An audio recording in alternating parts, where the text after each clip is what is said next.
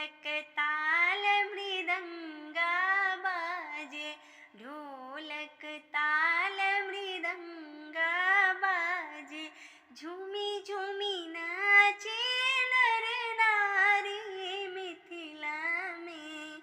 मिथिला में राम खेले होले मिथिला में।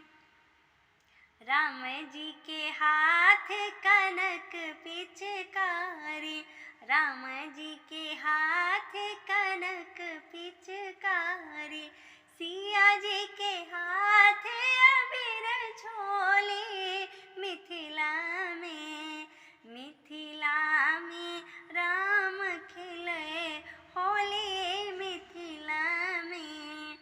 है फगुआ के रूप मिथिला में, है फगुआ के रूप मिथिला में।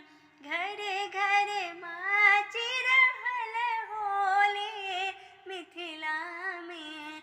मिथिला में राम खेले होली मिथिला में। मिथिला में राम खेले होली मिथिला में।